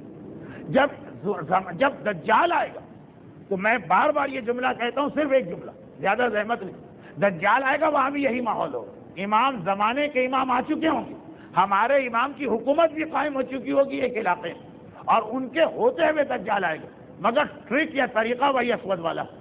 اسود یمن کے دوسرے کونے میں اپنا چکر چلا رہا، معلوم ہے اسے کہ مولا ادھر، اور یہ بھی اسے پتا ہے کہ یہ حج پہ جائیں گے، پھر مجھے موقع ملے گا کھل کھیلنے کا۔ چنانچہ علی کے ہوتے ہوئے اس نے کیا طریقہ اختیار کیا؟ ان کے علاقے میں مت جاؤ، رہو یمن میں، لیکن یمن تو بہت بڑا، یہی طریقہ دجال اختیار کرے گا۔ امام آئیں گے فلسطین کے علاقے میں شام، تو دجال نکلے گا ہندوستان کی کوہ ہمالیہ سے اور ہمارے علاقے میں آئے گا۔ امام کے ہوتے ہوئے بھی خلاصہ یہ کہ یہ ان دونوں واقعات، پہلے امام اور آخری امام، ان دونوں کا نتیجہ یہ نکلا کہ امام کے ہوتے ہوئے بھی دجال اور دجل کرنے والے ظاہر ہوتے ہیں اور اپنا فریب اور اپنا فراڈ شروع کر دیتے ہیں۔ اسود مولا علی ہے اس وقت یمن، اتنا بڑا یمن کہ ایک کونا اور دوسرا کونا، لیکن جب مولا حج کے لیے چلے گئے اب تو اور زیادہ اسود کو موقع مل گئے۔ سب سے پہلے اس نے اسی بازان کے بیٹے کے علاقے پہ حملہ کیا، اس کا بیٹا تھا شاہ۔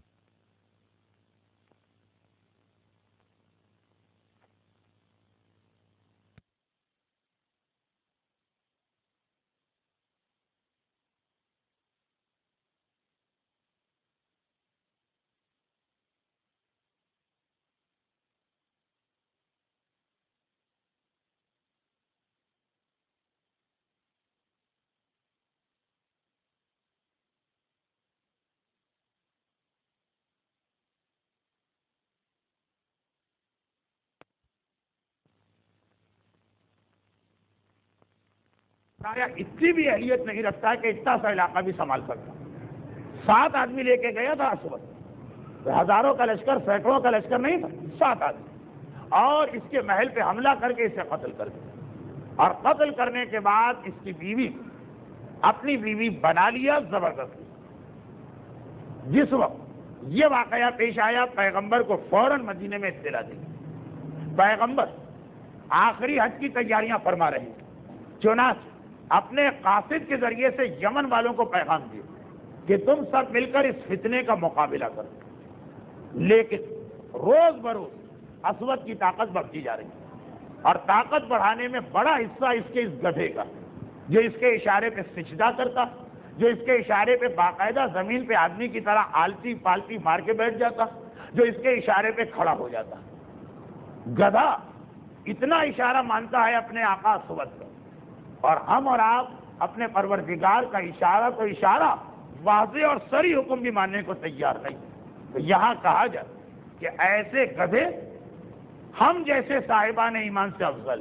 یہ جملہ سلمان فارسی کا تھا، یا بعض کہتے ابو ذر کا تھا، لیکن ویسے سلمان کا، کہ کسی عرب نے مذاق اڑایا سلمان غیر عرب، عرب غیر عرب کو کبھی اہمیت نہ دے، سلمان تمہاری داڑھی بہتر ہے کہ کتے کی دم۔ کئی دفعہ میں پڑھ چکا ہوں، کہا کہ اگر یہ داڑھی پل صراط سے گزر گئی، اگر یہ داڑھی پل صراط سے نہ گزر سکی تو یقیناً کتے کی دم اس سے بہتر۔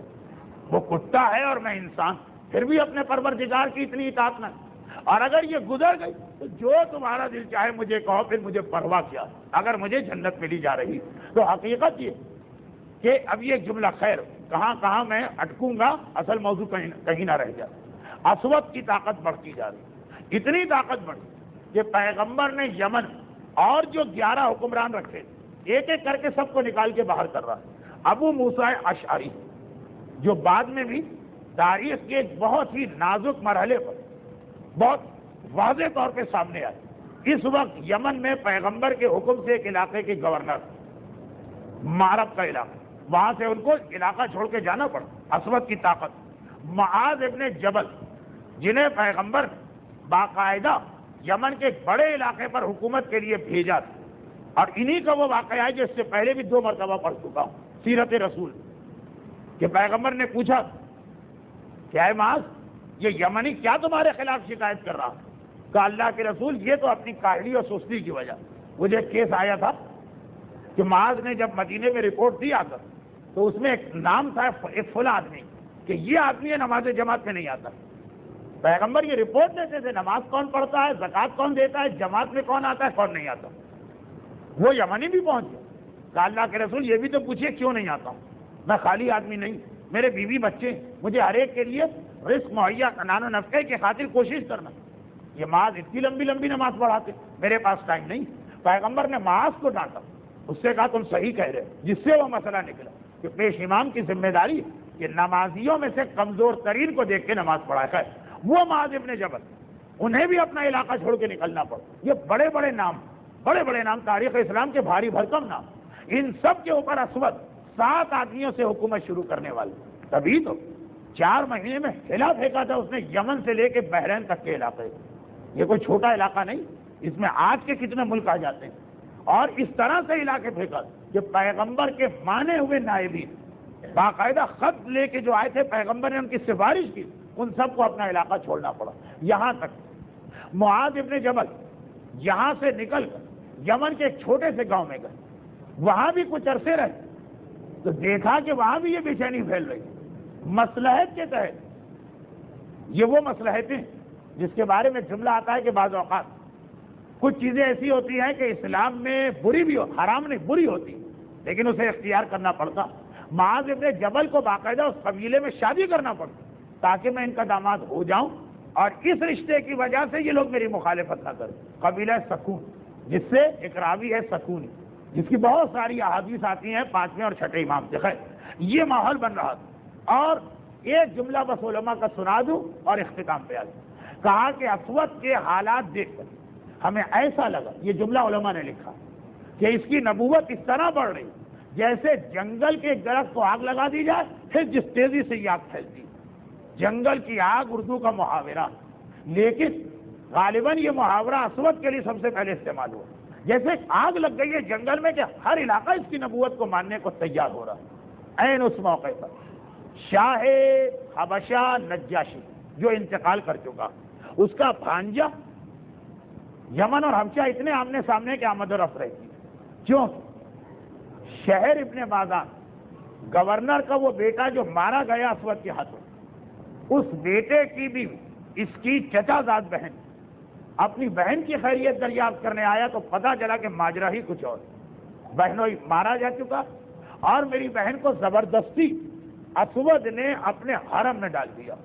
بے چین ہو گئے، گھبرا گیا، اور یہ وہ شخص ہے جو اسلام کے دائرے میں آ چکا تھا۔ ایک مرتبہ صنعا، سواد نون عین الف، صنعا جو آج بھی یمن کا دارالخلافہ، یہ وہاں کا واقعہ، یہ اپنی بہن سے ملنے گئے اور اسود بھی آ گئے۔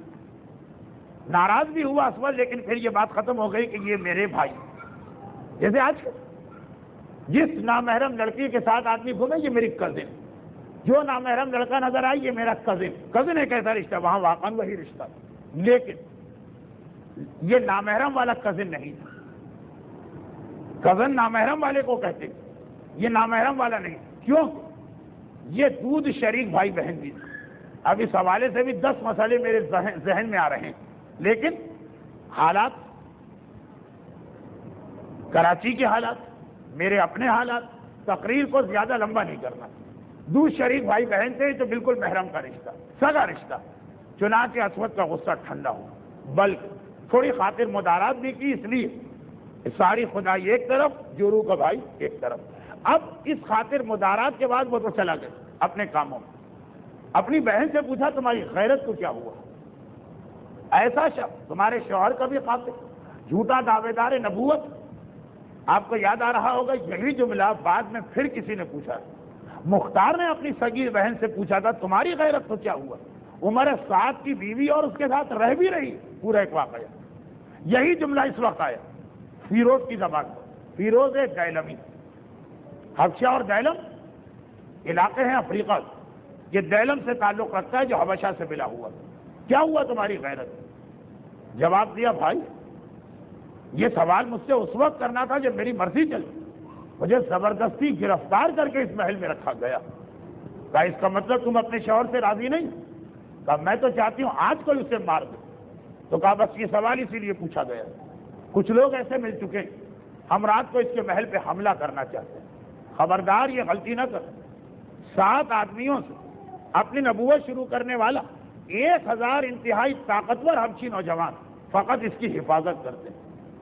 1000 باڈی گارڈ آج بھی کوئی آدمی نہیں رکھتا، اسود رکھتا تھا۔ 3 طرف سے محل کو گھیرے ہوئے لیا ہوا، فقط چوتھی طرف ایسی یہاں دیوار اتنی مضبوط طے پایا کہ نقب لگائی جائے گی، دیوار کو توڑا جائے گا چوک۔ اسود کی بیوی اس کا پورا تعاون شامل ہے فیروز کے ساتھ، اس لیے سارے واقعات ایسے ہی ہوئے۔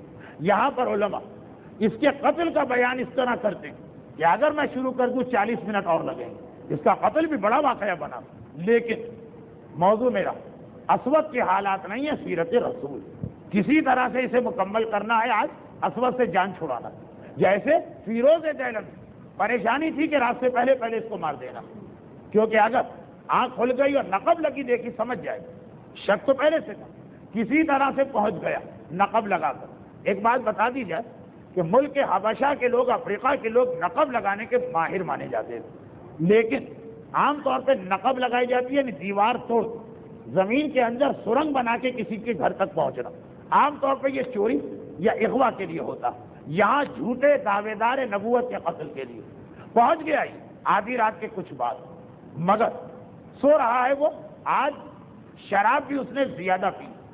میں نے ذرا ڈھونڈا کہ ہو سکتا ہے کسی تاریخ میں مل جائے کہ چونکہ یہ بھائی اور بہن کی مشترکہ سازش، جس کو سازش نہیں کہیں گے، جھوٹے دعوے دار نبی کو مارنا، ہو سکتا ہے کہ بہن نے اپنے شوہر کو شراب زیادہ پلا دی ہو، سازش ایسی ہوتی، لیکن یہ جملہ مجھے ملا نہیں۔ بہت دیکھا کہ شاید ایسا، اور اگر ایسا ہوتا تو یہ نہیں کہا جاتا فعل حرام، اس لیے کہ ہمارے نزدیک حجت نبی اور امام کا عمل ہوتا۔ خیر یہ جملہ ملا بھی، ویسے ہی شراب کے نشے میں چور نقب لگاتے لگاتے ٹھیک اس کمرے میں پہنچا۔ نقب لگانے کا بھی ایک آرٹ ہوتا ہے، ایک ٹیکنیک ہوتی ہے، جو ان کا بیڈ روم ہے، وہاں پہنچا۔ کہا گیا کہ اتنا طاقتور تھا اسود کہ جس وقت فیروز دیلمی نے اس پہ حملہ کیا، وہ نشے میں چور ہے، دین میں چور، مگر اس کی گردن کی ہڈی توڑنے میں دانتوں پسین آ گئے، اور جس وقت اس کی گردن کی ہڈی توڑ کے پھینکی، اس وقت بے اختیار اس کے گلے سے آخری وقت کی آواز نہیں، وہ آواز بھی اتنی اونچی جیسے کوئی بیل ڈکرا رہا، چنانچہ سارا محل گونج کے رہ گیا۔ 1000 باڈی گارڈ دوڑے چلے آئے۔ اگر اس وقت فیروز کی بہن جو اسود کی بیوی ہے مجبوری والی، اس کا تعاون نہ ہوتا تو مارے جاتے یہ لوگ، لیکن جیسے ہی دوڑے چلے آئے تو بیوی نے دروازہ کھولا، کہا کیوں آ رہے؟ محل کا دروازہ نہیں تو سب محل میں، کمرے کا دروازہ۔ کہا کہ ابھی ہم نے اپنے سردار کی ایسی آواز سنی، کہا اس پر اس وقت وحی آ رہی ہے، اس کی وحی ایسی ہوتی ہے، یہ آواز والی وحی، سائلنس وحی نہیں، یہ وحی کی وجہ سے چیخ رہا۔ چنانچہ وہ چلے، کیونکہ اس کی نبوت کوئی صحیح نبوت تو تھی نہیں، ایسی باتیں اس سے متوقع، اور یہ کہہ کر کہ وحی کے وقت یہ بیل کی طرح چیختا ہے، بیوی نے ان کو بھیج دی۔ اب اس کے بعد مسئلہ یہ تھا کہ ابھی شہر کا کنٹرول سنبھالنا، چنانچہ طے پایا کہ اس خبر کو چھپایا جائے۔ صبح کا وقت آئے، اب فیروز اس کے مؤذن کو ملایا اور کہا تم اذان دو۔ اس نے پہلی مرتبہ کئی مہینوں کے بعد، 4 مہینے بعد، اصلی اسلامی اذان دی۔ اس سے پہلے اذان ہوتی تھی اشہد ان لا الہ الا اللہ، اشہد ان ایہل رسول اللہ، اس کا اصلی نام ایہل۔ آج اذان دی گئی اشہد ان محمد رسول اللہ و اشہد ان ایہل کاذب، اور میں گواہی دیتا ہوں کہ ایہل کاذب۔ سمجھدار سمجھ لے کہ یہ گواہی ایک ہی صورت میں دی جا سکتی ہے کہ یہ مارا گیا۔ ہنگامہ ہو گیا، اس کے ماننے والے نکل آئے، انہوں نے صاحبان ایمان کے بچے اغوا کر لی۔ اس کے بعد اس کا جواب دیا گیا۔ خلاصہ یہ کہ ایک دن کے اندر معاملہ طے پائے، اور فوری طور پر ایک قاصد سے کہا کہ مدینے میں پیغمبر بیمار ہے، جلدی سے یہ خوشخبری پہنچاؤ۔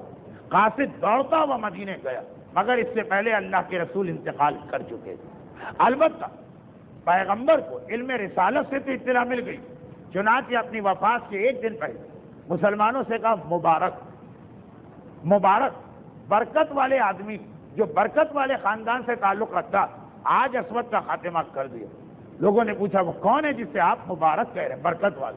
کہا فاز الفیروز، دیلم کا فیروز آج نجات پا گیا، ایسے دشمن اسلام کو قتل کر دیا۔ یہ قاصد اس وقت آیا جب پیغمبر کے انتقال کو کئی دن گزر چکے تھے۔ اب یہ دو شخصیت جو اتنا خطرناک بن گئی عالم اسلام کے لیے کہ پیغمبر نے انہی دنوں میں کہا، یہ جملہ میں 2 ہفتے پہلے پڑھ چکا ہوں کہ 2 کنگن میرے ہاتھ میں پہنائے جا رہے تھے، میں نے پھینک دیے، ایک یمامہ والا، ایک یمن والا۔ ایک سے مطلب تھا جھوٹا نبی مسیلمہ، ایک سے مطلب تھا جھوٹا نبی اسود۔ اسود اور مسیلمہ یہ 2 وہ آدمی جنہوں نے پیغمبر کے ہوتے ہوئے جھوٹا دعویٰ کیا۔ ان میں سے ایک پیغمبر کے ہوتے ہوئے مارا گیا، یہ اسود۔ مسیلمہ کو جہنم واصل کیا گیا پیغمبر کے بعد۔ ایک گھر میں مارا گیا چھپ کر، ایک مجمع عام کے اندر جنگ کے دوران اپنے باغ میں مارا گیا۔ لیکن 2 اور جھوٹے دعوے دار نبوت بھی جو پیغمبر کی زندگی میں سامنے آ گئے، ایک کا نام ہے طلیحہ، ایک کا نام ہے سجا، ایک مرد ہے ایک عورت۔ ان کے حالات بہت ہی مختصر، بلکہ بعض علماء کہتے ہیں کہ انہیں سیرت رسول میں بیان بھی نہیں کرنا چاہیے، کیونکہ سجا نے انتظار کیا پیغمبر دنیا سے چلے جائیں تب جھوٹا دعویٰ کرو، تو اصل میں وہ پیغمبر کے بعد کی، اور طلیحہ نے پیغمبر کے انتقال سے چند دن پہلے دعویٰ کیا، اس کی ساری نبوت پیغمبر کے بعد۔ بہرحال بعد ہو کے پہلے ترتیب کے اعتبار سے بیان آنا چاہیے کہ نہیں آنا چاہیے، یہ ایک الگ موضوع ہے۔ آج کی گفتگو یہاں پہ ختم ہوئی۔ اب اس کے بعد کسی سے ایک جملہ نکلا جو ربط دے کر سیرت رسول کی 194 نمبر کی تقریر بنے 29 ستمبر کو، اور وہ جملہ ربط دے کے یہ نکلا کہ اسود کا اتنا بڑا فتنہ تھا، پیغمبر نہ صرف یہ کہ خود اپنی طرف سے کوئی آدمی اس کے قتل کو نہ بھیجا، بلکہ یمن میں مولا تھے بھی تو ان کو بلا لیا۔ ایسے وقت میں تو نہیں بلانا چاہیے، لیکن اس لیے کہ اسود کا فتنہ تھا وقتی، اور حجۃ الوداع میں پیغمبر کو جو پیغام دینا تھا وہ ابدی پیغام تھا۔ اب اگر پیغمبر حجۃ الوداع کو پینڈنگ میں ڈال کر پہلے یمن کی طرف متوجہ ہوتے، یا یہ کہ خود چلے جاتے حج پر، مولا سے کہتے تم حج پر نہ آؤ، اس وقت تمہیں سامنا کرنا ہے اسود کا، تو وہ جو ابدی پیغام جو حجۃ الوداع سے چل کے غدیر خم میں مکمل ہوا وہ رہ جاتا۔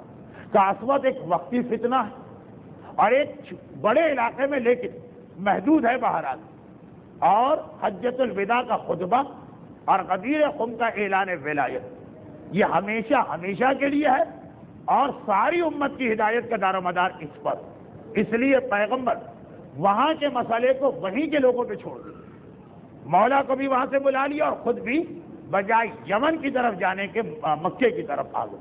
اس سے ایک پیغام اور ملا، وہ یہ کہ بسا اوقات کسی علاقے کے رہنے والوں کو کوئی مسئلہ بہت بڑا لگتا ہے، لیکن پوری دنیا کے حالات کو دیکھا جائے تو یہ مسئلہ اتنا بڑا نہیں ہے۔ اس علاقے والوں کو جو یمن میں رہ رہے تھے ان کی زندگی ضیق میں ہو گئی، جو اسود اس طرح سے لوگوں کی عزتوں سے کھیل رہا تھا اور اس تیزی سے لوگوں کو اپنا ماننے والا بنا رہا تھا، بڑا فتنہ تھا یمنیوں کے لیے۔ مگر یمن کے لوگوں کو اہمیت دی جائے کہ پوری دنیا کے صاحبان ایمان، پیغمبر نے وہی اصول اختیار کیا جو عقلاً، اور یہ بھی ایک دلیل کہ خمس میں سہم امام مرجع ہی کو جانا چاہیے، بلکہ امام خمینی اور آیت اللہ خامنائی فرماتے ہیں کہ سہم سادات بھی مرجع کو جانا چاہیے۔ بعض اوقات یہ ہوتا کہ کچھ مسئلے ہماری قوم میں بہت مشہور ہو جاتے ہیں، ہم یہ خیال ہی نہیں کرتے کہ کیا یہ ہمارے مرجع کا بھی ہے کہ نہیں، مشہور ہو گیا ایک مسئلہ، جیسے جتنا زیادہ ایک مسئلہ امام خمینی کا مشہور ہوا کہ باقی مراجع کے مقلد مسئلے پر غور بھی کرنے کو تیار ہو، عورت حجاب میں چہرہ کھول سکتی ہے، مسئلہ بہت آج کل مشہور ہو گیا، ایسا کہ جیسے مانا یہ گیا کہ پوری شیعت کا یہ مسئلہ، جبکہ ایسا نہیں۔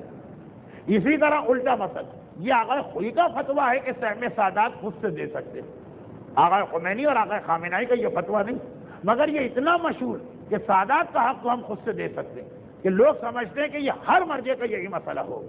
مزید اس کی کچھ مثالیں کہ بعض اوقات ایک مسئلہ ایک مجتہد کا ہوتا ہے، مشہور ہو جاتا ہے اتنا کہ دوسرے مراجع والے بھی اپنے مجتہد کی طرف رابطہ بھی نہیں قائم کرتے۔ اس کی کچھ مثالیں میں اتوار کے درس میں بھی دوں گا، لیکن اس وقت بات یہی آ رہی کہ بھائی سہم امام یا سہم سادات ہم مرجع کو کیوں دیں جہاں پہ وہ خرچ کریں، ویسے ہی ادارے اور ویسی ہی ضروریات یہاں پر بھی۔ بھائی وہ یا تو ہم یہ کہیں کہ مرجع یہ پیسے اپنی جیب میں رکھ کے چلا جائے گا لندن امریکہ کے ٹرپ پر اور اڑا کے آ جائے گا نعوذ باللہ، جیسے سعودی عرب میں حج کرانے والے معلم، وہ تو یہی طریقہ ہے کہ حاجیوں سے پیسہ لیا، حج ختم ہوا، اگلے دن آپ کو مکے میں نہیں ملیں گے یا پیرس میں ملیں گے یا بینکاک میں ملیں گے۔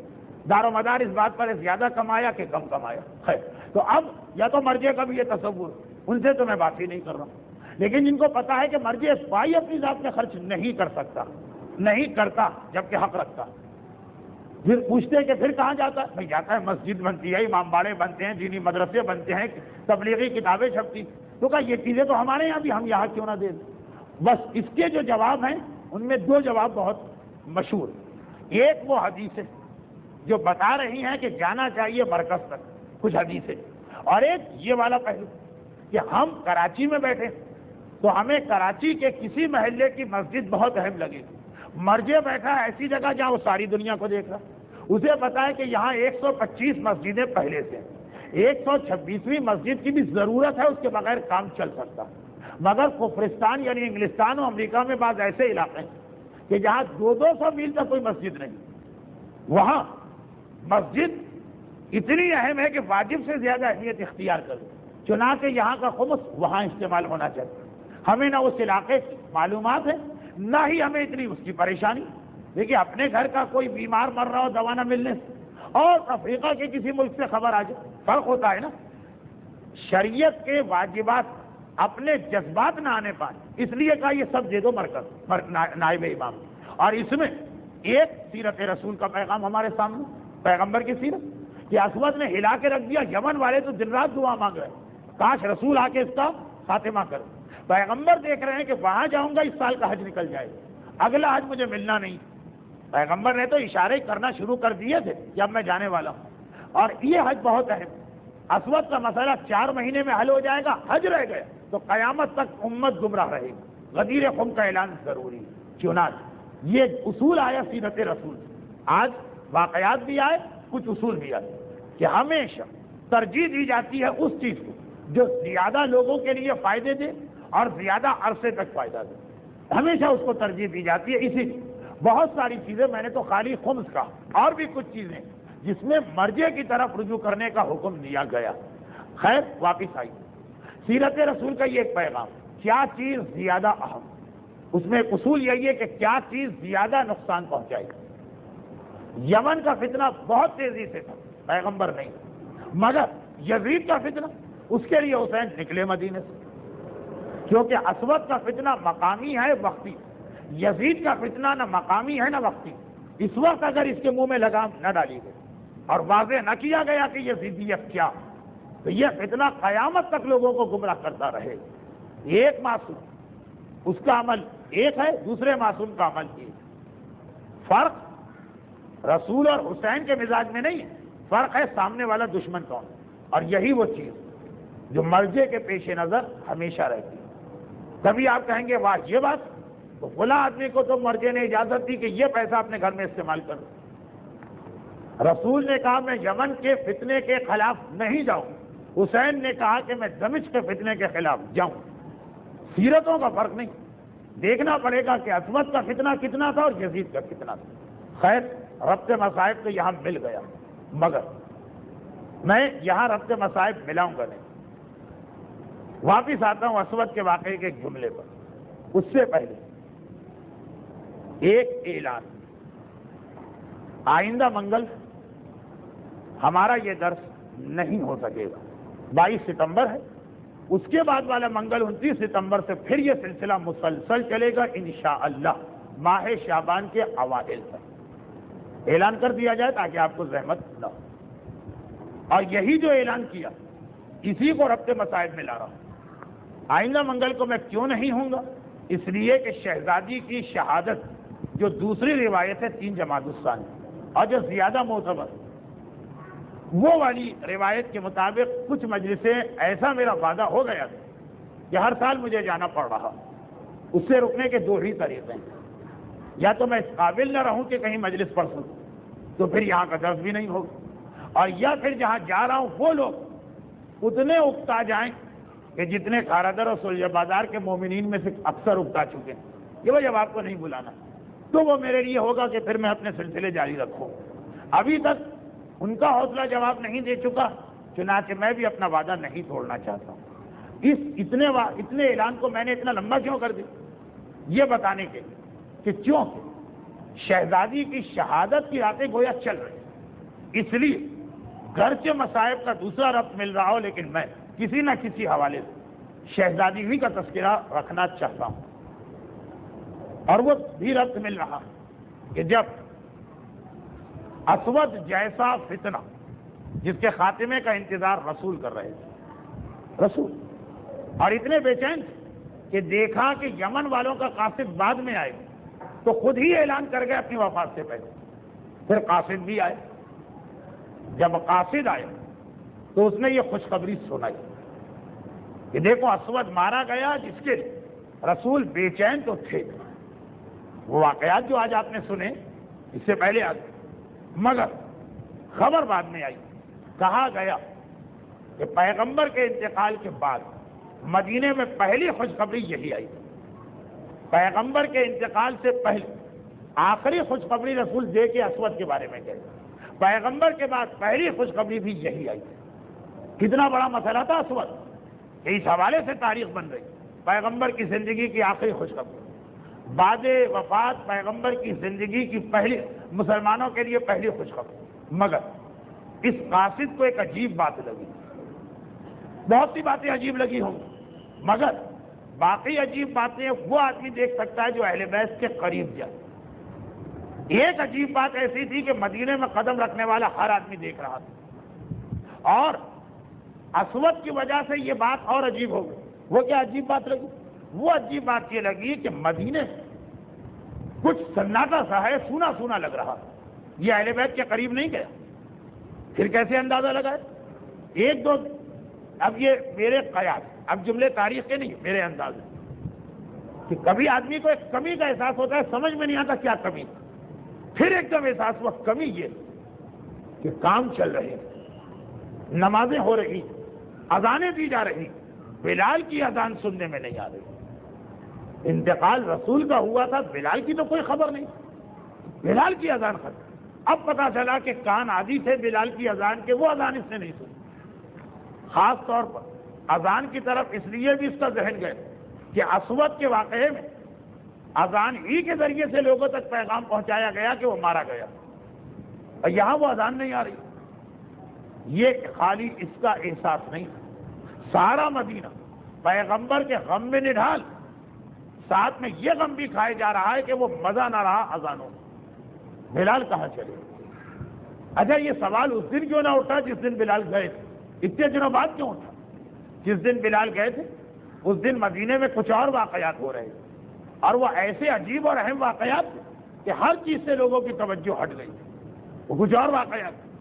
دروازے جل رہے تھے، کوڑے پڑ رہے تھے، چھوٹے چھوٹے بچوں کے لاشیں اٹھ رہے تھے، گلے میں رسی باندھ کے گھسیٹا جا رہا تھا. اب جب معاملات ذرا سیٹل ڈاؤن ہو تو لوگوں کو احساس ہوا بلال اسی موقع سے فائدہ اٹھا کر ہجرت کر دے. کیونکہ بلال قبر رسول پہ کھڑے ہو کر ایک عہد کیا تھا، اور یہ عہد بھی اس لیے کیا تھا کہ بلال وہ اذان دینے کو تیار نہیں تھے جس میں مولا کا اعلان ولایت نہ ہو. اذان میں مولا کا اعلان ولایت کیا؟ حی علی خیر العمل. بلال اس کے بغیر اذان کہنے کو تیار نہیں تھے، اور پتا تھا کہ اس کے ساتھ مجھے اذان کہنے نہیں دی جائے گی، مجبور بھی کیا جائے گا تم اذان دو، اور یہ بھی کہا جائے گا اس کے بغیر دو. تو بلال مسئلے کو شرعی مسئلہ بنا دیا، قبر رسول پہ کھڑے ہو عہد کیا. عہد کا صیغہ اسلام نظر کے صیغے سے زیادہ خطرناک ہے. یعنی زیادہ پابندی عائد کرتا. نظر کا صیغہ آپ نے پڑھا, نظر ٹوٹ گئی, آغا خوئی اور سیستانی کا مسئلہ کیا ہے؟ نظر ٹوٹ گئی, 10 روزے رکھ لی, 10 غریب کو کھانا کھلائی, 10 کو کپڑے پہنائیے, ممکن نہ ہو 3 روزے رکھیں. عہد کا صیغہ اگر ٹوٹا ہے 60 روزے رکھنا ہے یا 60 کو کھانا کھلانا, زیادہ سخت صیغہ. ہمارے یہاں تو اپنے ماحول کی وجہ سے عہد کا صیغہ رائج ہی نہیں. بلال نے عہد کا صیغہ پڑھا, لیکن یہ پتا کہ اس کے باوجود دباؤ ڈالا جائے, ہجرت کر گئے. ابھی راستے ہی میں کہ پیغمبر خواب میں نظر آئے, اے بلال, سب نے اگر میرے اہل بیت کو چھوڑ دیا تو تم نے بھی اہل بیت کو چھوڑ دیا. ایک دم احساس ہوا بلال کو غلطی کا کہ میں نے اپنا مسئلہ تو دیکھا, یہ خیال نہ کیا کہ اس وقت ایک ایک وفادار کا مدینے میں رہنا اہل بیت کے لیے کتنا ضروری. اہل بیت کے حق کو خیال میں نہ لائے, اپنا مسئلہ دیکھا کہ مجھے مجبور کیا جائے گا, واپس آ, آدھے راستے سے واپس آ. ادھر معاملات طے ہو گئے. اب لوگوں کو کمی محسوس ہو رہی, اذان نہیں ہے, اذان وہ مزہ نہیں, وہ لطف نہیں. بلال کی بات ہی کچھ اور. لوگ جہاں جمع ہوتے یہی تذکرہ ہوتا, 5 اذانیں دی جاتی ہیں, یہ تو ہر 2 گھنٹے بعد کا مسئلہ ہے. ایک مرتبہ مسجد النبوی میں لوگوں نے دیکھا کہ دوڑتا ہوا ایک آدمی آ رہا, سانس بھی پھول رہا ہوگا, اور آ کے کہتا کہ ارے مبارک ہو, بلال مدینے آ گئے, میں اپنی آنکھوں سے دیکھ کے آیا ہوں. مدینے کی سرحد پہ وہ موجود. وہ اتنا سننا تھا. اسود کے لیے جو محاورہ تھا وہی محاورہ یہاں. جنگل کی آگ کی طرح یہ خبر مدینے میں پھیل گئی. مرد تو مرد, پردہ نشین عورتیں تک ایک مرتبہ گھروں سے باہر نکل, پردہ کرنے والی عورتیں تک گھر سے باہر نکل. ہر طرف ایک آواز ہے, جاء سیدنا بلال, جاء سیدنا بلال, ہمارا سردار آ گیا, ہمارا آقا آ گیا. اور بلال آہستہ آہستہ مسجد کے قریب پہنچے. سارا مدینہ ساتھ میں, ایک مرتبہ حجرے کا دروازہ کھلا, حسن و حسین باہر آئے. ایک مرتبہ کہتے ہیں چچا بلال ہمارا سلام لیجیے.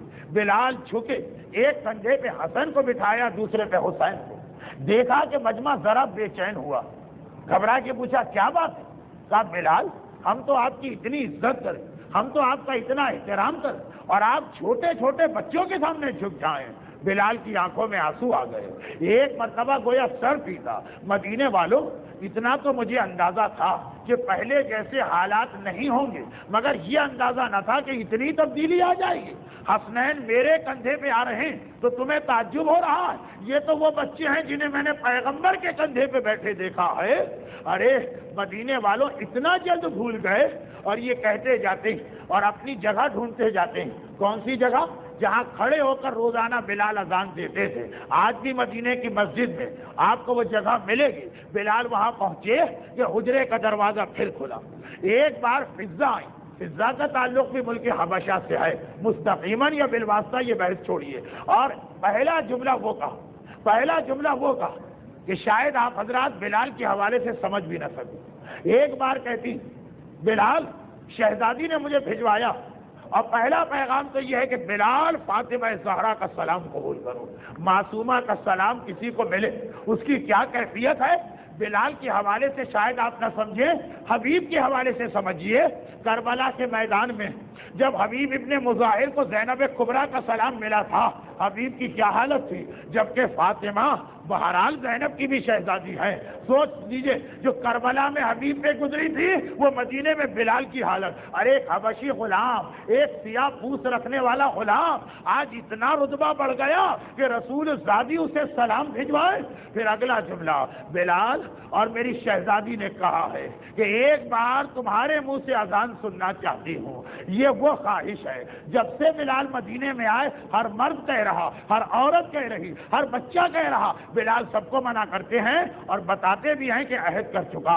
ادھر شہزادی نے یہ جملہ کہا, بلال چکرا ہے. قبر رسول پر عہد کیا تھا, رسول کی بیٹی اصرار کر رہی ہے, مسئلہ بھی شہزادی ہی سے پوچھو. فضا سے کہا, ہاتھ جوڑ کے کہا, شہزادی سے میری طرف سے عرض کر دینا صیغہ عہد پڑھ چکا ہوں. ادھر فضا کہیں, ادھر بلال کے ذہن نے خود فیصلہ کر لیا. فضا باہر آئی, کہا شہزادی نے دوسرا پیغام بھجوایا اور کہا ہے کہ بلال تمہیں فاطمہ کے حق کا واسطہ ایک بار اذان دے دو. بلال کے ذہن میں بھی مسئلہ آ گیا, میں نے عہد کیا تھا کہ اے رسول اے اللہ کے رسول آپ کے بعد کسی غیر کے لیے اذان نہ کہوں گا. فاطمہ غیر کوئی تھوڑی ہے، فاطمہ تو بذات منی، فاطمہ تو خود رسالت ہے. بس حسنین کو کندھے سے اتارا، گلدستہ اذان پہ گئے، ایک بار اللہ اکبر شروع کیا. یہ جملہ بھی قابل توجہ ہے. ہر نماز سے پہلے پیغمبر حجرہ سیدہ میں آتے تھے، وہاں تھوڑی دیر آرام کرتے تھے، وہاں تیاری کرتے تھے، وہاں سے محراب پہ جاتے تھے. آپ نے جبرائیل کے بارے میں تو سنا، جب خدا کے پاس سے رسول کے پاس آتے ہیں پہلے فاطمہ کو سلام کرتے ہیں پھر رسول کے پاس جاتے. اب الٹا جملہ سنیے، رسول بھی جب خدا کے پاس جاتے ہیں پہلے فاطمہ کو سلام کرتے ہیں اور پھر بارگاہ الہی میں پہنچتے ہیں. نماز کیا ہے؟ نماز ہے اللہ کی بارگاہ میں جانا. خدا کی طرف سے رسول کے پاس آؤ پہلے فاطمہ کو سلام کرنا پڑے گا. رسالت خدا کے پاس جانا چاہے پہلے فاطمہ کو سلام کرتی ہے اور اس کے بعد محراب عبادت میں جاتی. فاطمہ کو یاد آ گیا، ارے بلال اللہ اکبر شروع کرتے تھے اور میرا بابا تیاریاں شروع کرتا تھا. چاروں طرف دیکھا، آج حجرہ خالی ہے مگر باپ کے تبرکات تو موجود ہے نا. اللہ اکبر ہوتا جا رہا ہے اور فاطمہ بے چینی سے کہتی جا رہی، بابا نماز کی تیاری کیجئے، امامہ پہن لیجئے، ابا کندھے پہ ڈال لیجئے. ادھر بلال نے 2 مرتبہ کہا اشہد ان لا الہ الا اللہ. زہرا کی بے چینی بڑھ گئی، بابا آئیے میں دروازہ کھولوں. آپ عصا ہاتھ میں لے کر نالین پیروں میں پہن کر باہر نکلنے کی تیاری کیجئے. اور ادھر بلال نے کہا اشہد ان محمد الرسول اللہ. ایک بار کہا، دوبارہ کہنا چاہتے ہیں. حجرے کا دروازہ کھلا، فضا باہر آئی، بلال اذان روک دے، اذان روک دے. دوبارہ یہ فقرہ نہ کہنا، تیری زبان سے بابا کا نام سن کے میری شہزادی غش کھا کے گر پڑی. کہا ہائے بابا میں یتیم ہو گئی، غش کھا کے گر پڑی. دوبارہ یہ فقرہ نہ کہنا. بلال نے اذان روک دی. ارباب اذان، اب ایک جملہ مجھے خود شہزادی سے عرض کرنا ہے. شہزادی یقیناً یتیمی کے بعد یتیم کا دل چاہتا ہے اپنے باپ کا تذکرہ سنے، اپنے باپ کا نام سنے. اور آپ نے نام سنا بھی تو کتنی عزت کے ساتھ، کتنے احترام کے ساتھ، بلال جیسے وفادار کی زبان سے. لیکن ہائے وہ بھی تو آپ کی پوتی سکینہ تھی جو یتیم بھی ہوئی، بابا بھی مارا گیا مگر وہ تو ہائے بابا بھی نہیں کہہ سکتی، نہ ہائے بابا سن سکتی ہے. کون حسین کا نام لے، نہ خود کہہ سکتی ہے. اگر ہم کہیں شہزادی سکینہ ہم نے مانا دشمن آپ کے بابا کا نام نہیں لے رہے، آپ خود ہی اپنے بابا کا نام لیجئے. ارے تڑپ کر کبھی تو اپنے رخسار دکھائیں گی. ارے میں ہائے بابا کہوں تو کبھی اتنے تماچے لگتے ہیں کہ رخسار نیلے پڑ گئے اور کبھی اتنے کوڑے پڑتے ہیں کہ زندان شام کی غسالہ غسل میت دینے کے بجائے گھبرا کے باہر آ گئی. ارے اس بچی پہ کتنے ظلم کیے گئے کہ سر سے پیر تک سارا جسم کوڑوں کے زخم سے چھلنی نظر آ رہا.